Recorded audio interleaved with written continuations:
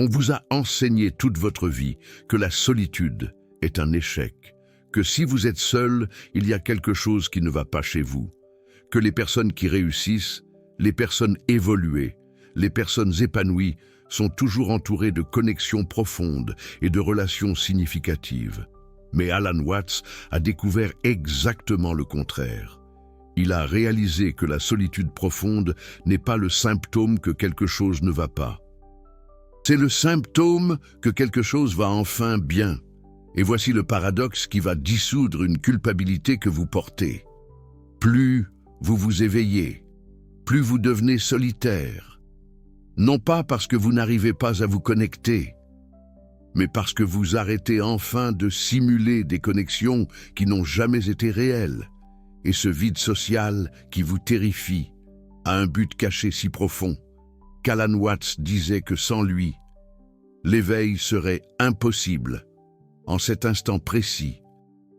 Et vous vivez peut-être cela, vous sentez que les gens se sont éloignés, que les conversations sont devenues vides, que les relations qui fonctionnaient autrefois vous semblent maintenant superficielles, fatigantes, fausses, et vous vous demandez, le problème, c'est moi?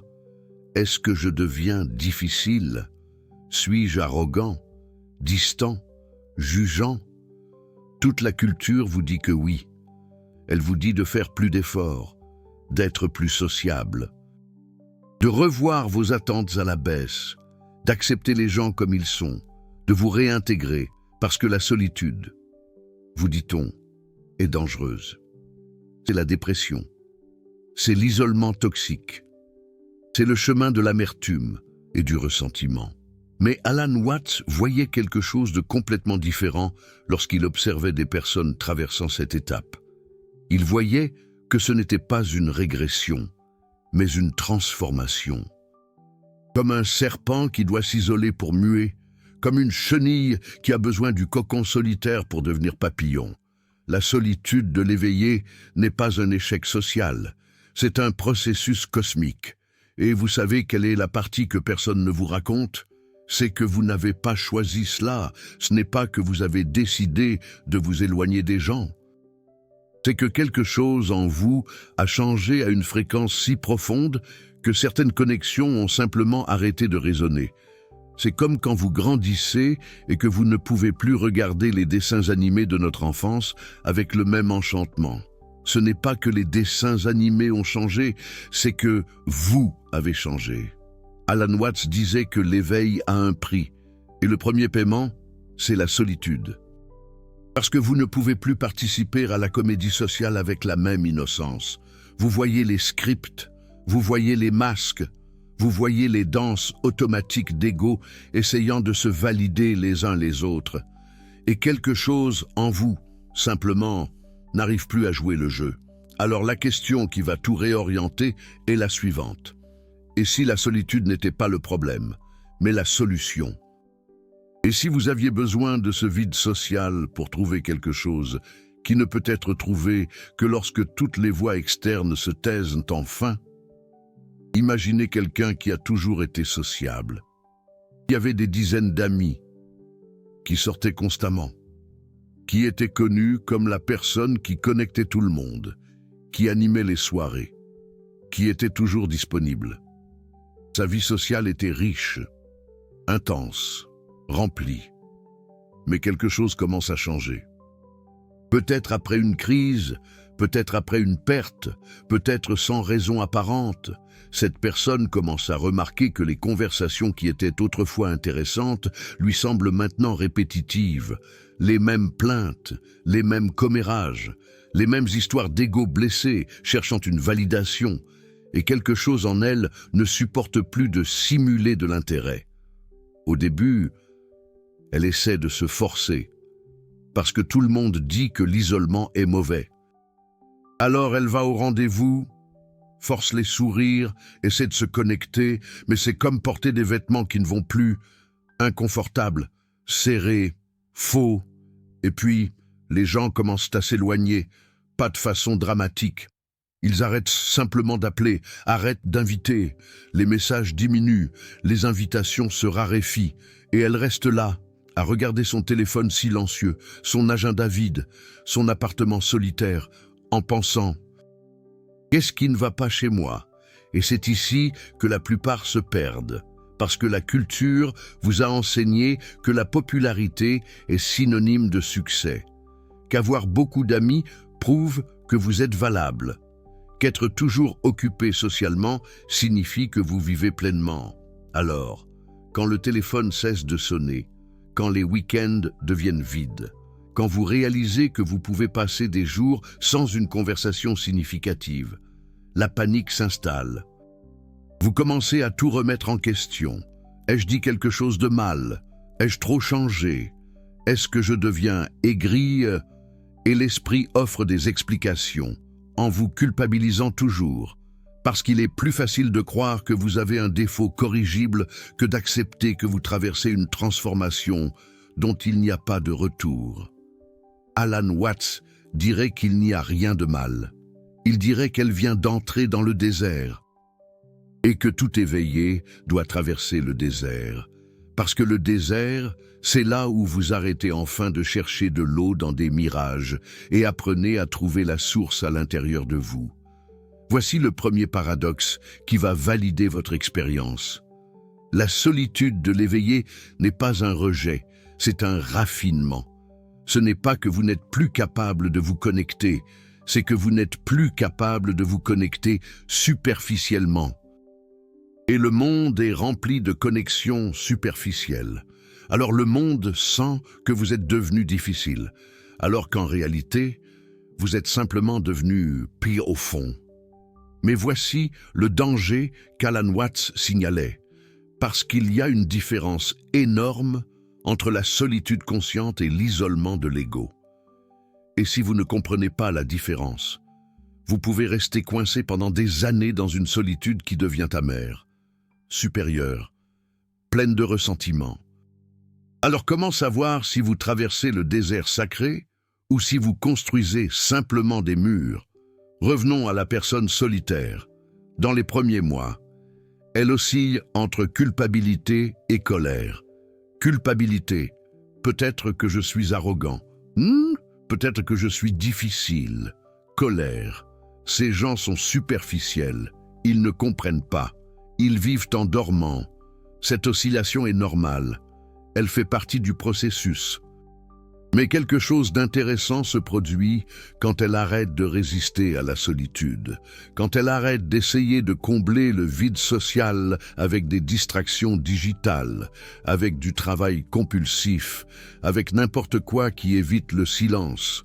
Elle commence à entendre quelque chose qui était étouffé par le bruit social constant. Alan Watts appelait cela la voix de la nature originelle. Ce n'est pas une voix littérale, c'est une présence, une conscience, un sens de soi qui ne dépend pas de la validation externe, qui n'a pas besoin de public, qui ne cherche pas d'approbation, qui simplement est. Et voici le but caché de la solitude que personne ne vous a raconté. Vous avez passé des décennies à construire une identité basée sur la façon dont les gens vous voient. Fils, fille, ami, professionnel, partenaire, chaque rôle renforcé par les interactions sociales et sans vous en rendre compte. Vous avez confondu ces rôles avec ce que vous êtes réellement. La solitude dissout les rôles, parce que quand il n'y a pas de public, il n'y a aucune raison de jouer. Quand il n'y a personne à impressionner, il n'y a aucune raison de maintenir le masque.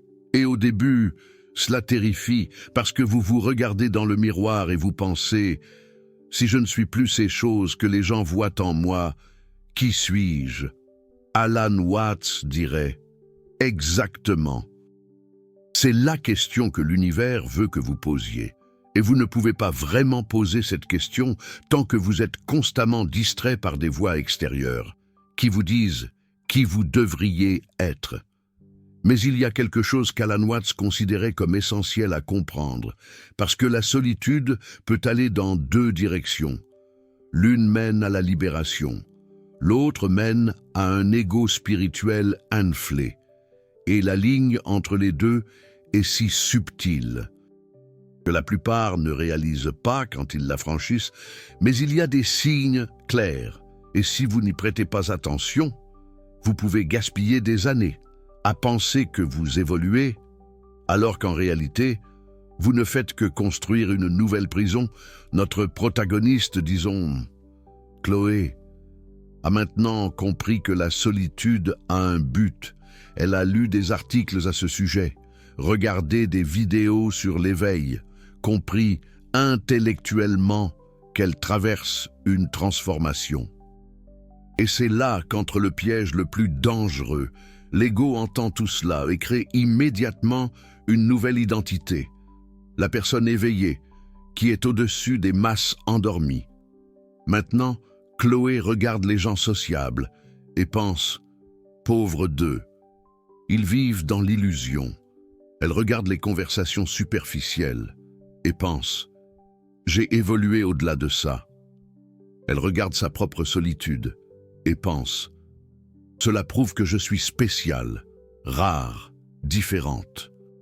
Alan Watts appelait cela l'ego spirituel et il disait que c'est pire que l'ego commun. Parce que l'ego commun, au moins, est honnête. Il dit « je veux être important ». L'ego spirituel est subtil. Il dit « je ne veux pas être important. Je réalise juste que je suis différent ». Il se déguise en humilité, tout en cultivant la supériorité. Voici le deuxième paradoxe qui va vous protéger de ce piège. La vraie solitude de l'éveillé ne vous fait pas vous sentir supérieur. Elle vous fait vous sentir plus connecté, pas avec moins de gens, mais avec tout, avec l'arbre, avec le ciel, avec le silence, avec l'existence entière. Si votre solitude vous fait vous sentir séparé et supérieur, ce n'est pas une solitude sacrée, c'est l'ego qui se cache. La différence est simple, mais profonde. La solitude de l'ego dit « je n'ai pas besoin d'eux ». Parce qu'ils ne me comprennent pas. La solitude de l'éveil dit « je n'ai pas besoin de leur validation parce que j'ai finalement compris que je n'ai jamais été séparé de rien ». La première durcit, la seconde adoucit, alors respirez et ressentez ça. Si vous traversez une période de solitude maintenant, demandez-vous, cette solitude me rend-elle plus douce ou plus dure, plus ouvert ou plus fermé, plus compassionnel ou plus jugeant, parce que la solitude véritable dissout l'ego, ne l'infle pas. Et quand vous réalisez la différence, vous pouvez naviguer le désert sans vous perdre dedans. Mais Alan Watts a découvert que même quand vous comprenez ça, même quand vous évitez le piège de l'ego spirituel, il y a encore une couche plus profonde. Une transformation qui n'arrive que quand vous arrêtez d'essayer de comprendre et que vous permettez simplement. Et c'est exactement ici que la plupart abandonnent, parce que cela exige de lâcher, même la recherche de l'éveil. Chloé a maintenant navigué des moisses de solitude. Elle a évité le piège de se sentir supérieure. Elle a réalisé que la solitude n'est pas de rejeter les gens, mais d'arrêter de dépendre de la validation externe pour savoir qui elle est.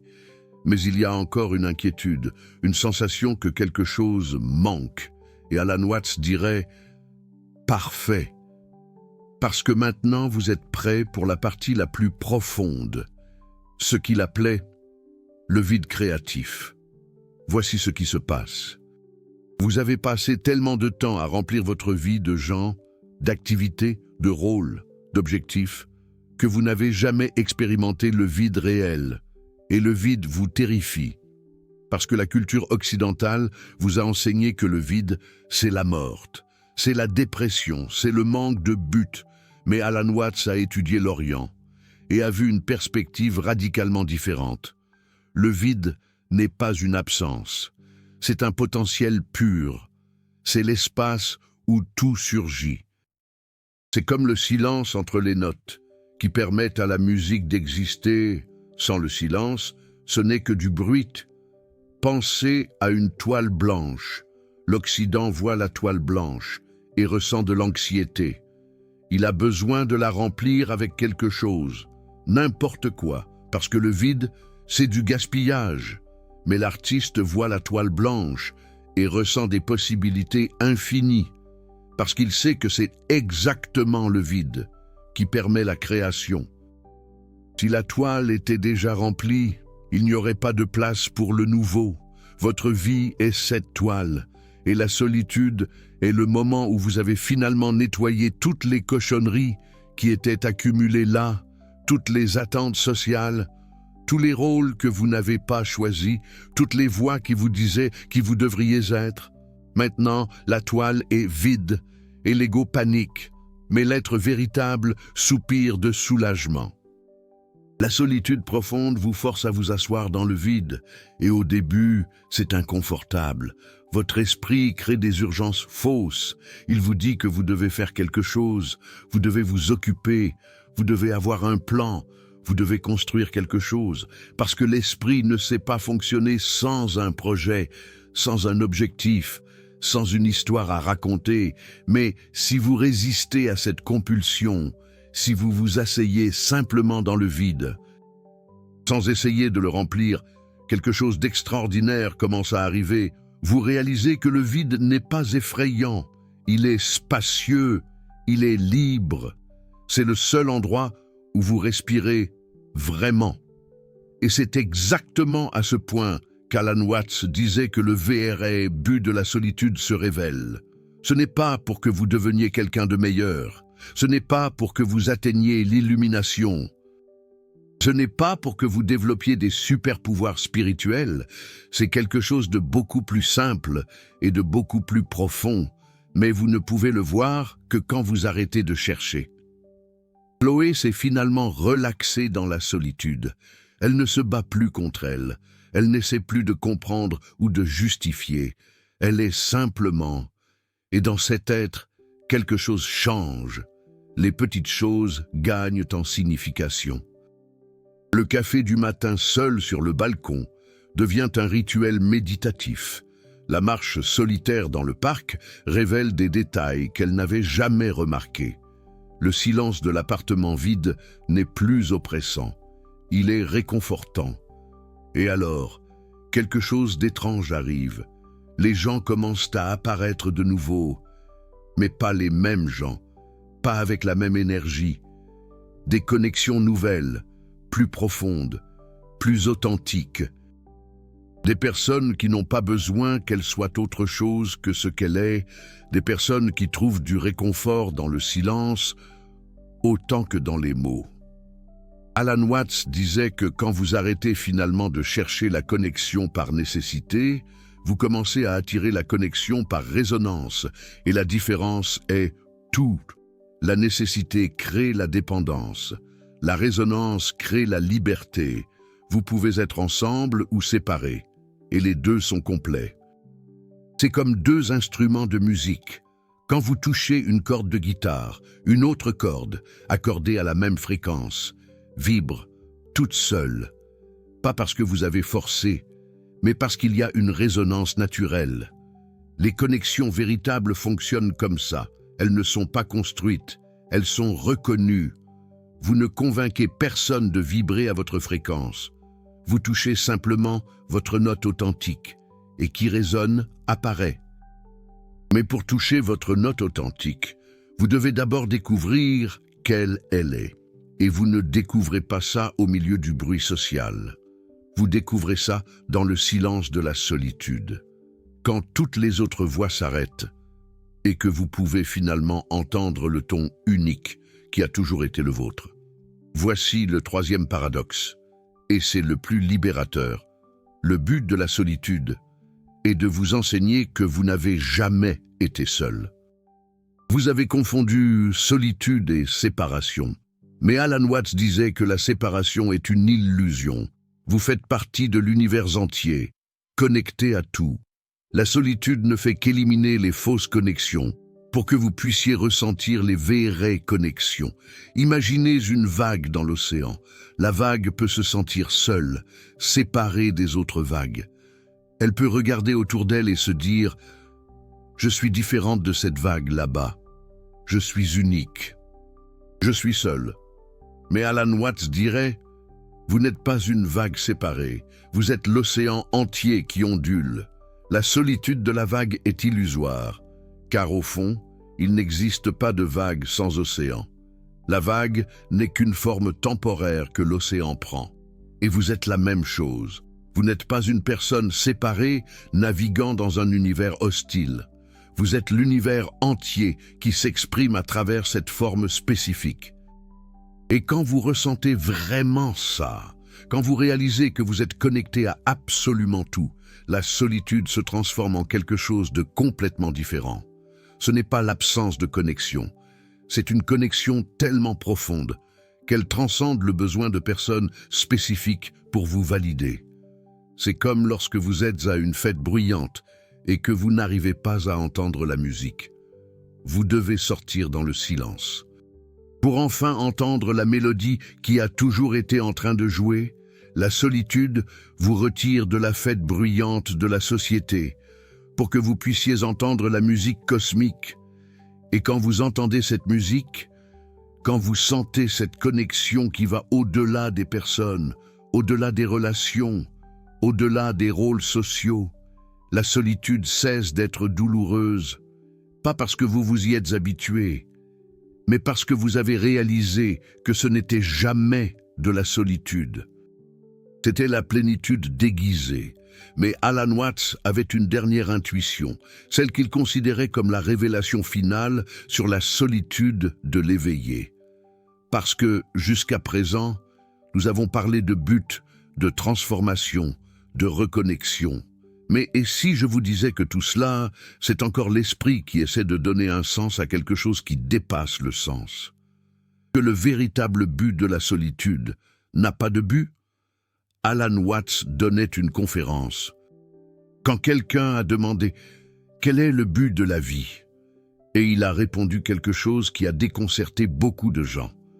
La vie n'a pas de but, tout comme la musique n'a pas de but. Vous n'écoutez pas une symphonie pour arriver à la fin. Vous l'écoutez pour le plaisir d'écouter. Si la musique avait un but, les meilleures symphonies seraient les plus courtes. Vous passeriez simplement directement à la dernière note et voilà, but accompli. Mais ce serait absurde. Parce que la beauté de la musique n'est pas dans la destination, elle est dans le voyage. Elle est dans chaque note, chaque pause, chaque crescendo et chaque silence.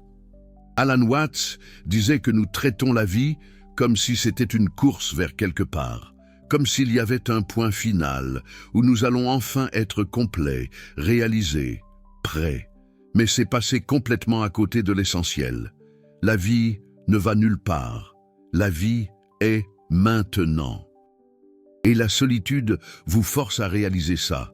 Parce que quand vous êtes seul, sans distraction, sans objectifs sociaux à atteindre, sans rôles à jouer, vous pouvez enfin ressentir l'instant présent. Et il en va de même pour la solitude de l'éveillé. L'esprit veut un but. Il veut savoir à quoi ça sert. Où cela va-t-il me mener? Quelle est la récompense à la fin? Mais Alan Watts disait que cette propre recherche de but est ce qui vous maintient prisonnier. La solitude n'a pas de but au sens de vous emmener quelque part. Elle est l'endroit. Ce n'est pas un moyen pour une fin, c'est une fin en soi. C'est vous qui arrêtez enfin de courir, de chercher, d'essayer de devenir quelque chose, et qui êtes simplement. Et quand vous comprenez vraiment ça, quand vous arrêtez de vous demander à quoi sert la solitude et que vous la vivez simplement, quelque chose se dissout, l'angoisse d'être seul, l'urgence de trouver quelqu'un. La sensation que vous êtes en transit en attendant d'arriver à destination, c'est comme respirer. Vous ne respirez pas pour arriver quelque part. Vous respirez parce que respirer est l'expression de la vie qui se déroule maintenant. Et quand vous arrêtez de traiter la solitude comme un problème à résoudre et que vous commencez à la vivre comme une respiration de votre âme, tout change. Ça ne change pas parce que vous avez atteint un but spirituel. Ça change parce que vous avez arrêté de lutter contre ce qui est. Alan Watts avait une phrase qui résume cela parfaitement. La résistance à ce qui se passe maintenant est la racine de toute souffrance. Vous ne souffrez pas parce que vous êtes seul, vous souffrez parce que vous résistez à la solitude. Vous ne souffrez pas parce que les gens se sont éloignés, vous souffrez parce que vous résistez à l'éloignement. Et au moment où vous arrêtez de résister, au moment où vous dites simplement oui à ce qui se passe maintenant, quelque chose de profond se relâche. Vous réalisez, c'est ça la destination, ce moment, seul ou accompagné, peu importe, ce silence, cette respiration, cette présence. Il n'y a pas d'endroit où arriver, parce que vous n'êtes jamais parti. Alan Watts appelait ça « danser dans le vide ». Il ne s'agit pas de remplir le vide, il s'agit de danser dedans, avec lui, comme lui. Et quand vous dansez, la solitude se transforme en solitude, et la solitude n'est pas l'absence de personne, c'est la présence pleine de soi-même. Et dans cette présence, vous avez tout. Alors, que reste-t-il? La solitude de l'éveillé a-t-elle un but caché? Oui et non, oui. Parce qu'elle dissout les illusions de l'ego social et vous reconnecte avec ce qui est réel. Non, parce qu'au final, il ne s'agit pas d'atteindre quoi que ce soit. Il s'agit d'enfin arrêter de fuir et de réaliser que vous avez toujours été à la maison, même seul, surtout seul. Et quand vous arrivez à ce point, quand vous acceptez vraiment la solitude, non pas comme une punition, mais comme un cadeau, quelque chose de miraculeux se produit. Vous réalisez que vous n'avez jamais eu besoin de personne pour être complet. Pas parce que vous êtes devenu indépendant et autosuffisant, mais parce que vous avez réalisé que la plénitude ne vient pas d'ajouter des choses ou des personnes, elle vient d'arrêter de chercher la plénitude en dehors de quelque chose qui est déjà complet maintenant. Vous venez de traverser une compréhension profonde sur quelque chose que la culture moderne considère comme une pathologie, la solitude. Mais Alan Watts a révélé que pour ceux qui s'éveillent, la solitude n'est pas un échec. C'est une initiation. C'est le désert qui précède la floraison. Cette compréhension a été perdue. À l'ère de la connexion numérique constante, le monde vous enseigne que vous devez être toujours branché, toujours disponible, toujours connecté. La philosophie d'Alan Watts chuchote l'opposé. Déconnectez-vous des bruits pour vous connecter avec le réel. Chaque vidéo comme celle-ci exige de récupérer une sagesse ancestrale et de la traduire pour des esprits modernes, terrorisés par le silence. Si cette compréhension de la solitude a résonné en vous, si quelque chose s'est dissous pendant que vous écoutiez, le super thanks juste en dessous n'est pas seulement un soutien. C'est vous qui dites « Cette solitude a du sens maintenant ». Quand vous cliquez sur ce cœur doré, vous validez qu'il y a des gens qui traversent le désert et qui ont besoin de se rappeler que ce n'est pas de la folie, c'est de la transformation. Vous n'êtes pas qu'un spectateur, vous êtes un solitaire sacré. Redécouvrant que la solitude et la séparation sont deux choses différentes. Et ensemble, nous nous souvenons de ce qu'Alan Watts enseignait. Qu'être seul ne signifie pas être séparé. Cela signifie finalement être entier. Alors, comment vivez-vous cela dans la pratique? Comment transformez-vous la solitude douloureuse en solitude sacrée? Alan Watts dirait « Ne tentez pas de transformer, observez, tout simplement. Quand la solitude vous étreint, quand l'urgence de combler le vide apparaît, asseyez-vous simplement avec elle. Ne la traitez pas comme une ennemie, traitez-la comme une professeure. N'appelez personne par désespoir. Ne scrollez pas les réseaux sociaux pour vous distraire. Ne créez pas de projets factices pour vous sentir productif. Asseyez-vous, tout simplement. Observez le désagrément. Voyez comment il se meut dans votre corps. Voyez comment l'esprit crée des histoires. Personne ne m'aime. Je vais mourir seul. Quelque chose ne va pas chez moi. Et demandez-vous qui observe ces histoires. Si vous pouvez voir les pensées, alors vous n'êtes pas ces pensées. Voici un exercice simple. Une fois par semaine, passez une journée entière sans contact social volontaire, sans SMS, sans appel, sans réseaux sociaux, juste vous et le silence. Et chaque fois que la compulsion de vérifier votre téléphone apparaît, arrêtez-vous et respirez 3 fois. Demandez-vous, de quoi suis-je en train de fuir maintenant? Observez la réponse. Peut-être fuyez-vous l'ennui, peut-être l'anxiété, peut-être la sensation que, sans validation extérieure, vous n'existez pas. Quelle que soit la réponse, ne jugez pas, observez, tout simplement, parce qu'Alan Watts disait que l'observation sans jugement est déjà une transformation. Vous n'avez rien à réparer, vous devez juste voir clairement. Et une autre pratique, quand vous êtes seul, au lieu de combler le silence avec de la musique, des podcasts ou la télévision, asseyez-vous simplement et écoutez le silence réel, le bruit lointain de la rue, le bourdonnement du réfrigérateur, votre propre respiration.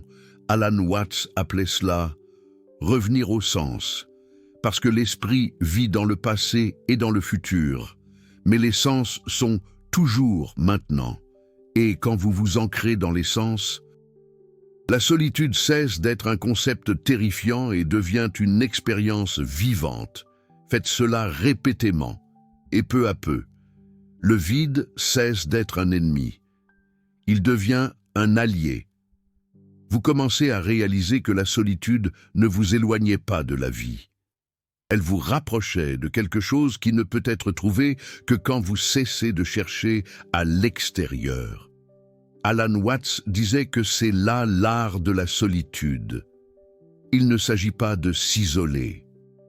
Il s'agit d'apprendre à être complètement présent avec soi-même. Et quand vous maîtrisez cela, vous pouvez être n'importe où, avec n'importe qui. Et malgré tout, maintenir cette connexion profonde avec le silence intérieur. Maintenant, racontez-nous dans les commentaires, traversez-vous une période de solitude profonde en ce moment? Écrivez ce qui a changé en vous depuis que les gens se sont éloignés. Quel éclairage sur vous-même n'est apparu que dans le silence? Parce que ces expériences se valident les unes les autres. Quand vous partagez, une autre personne qui lit se rend compte « Je ne suis pas seul dans cette solitude ». Et cela a de l'importance. Écrivez le moment exact, ce que vous avez découvert sur vous qui était étouffé par le bruit social. Je vais lire chacun d'entre eux, parce que ces histoires sont la preuve vivante de ce qu'Alan Watts enseignait, que la solitude de l'éveillé n'est pas la fin des connexions. C'est le commencement des connexions vraies,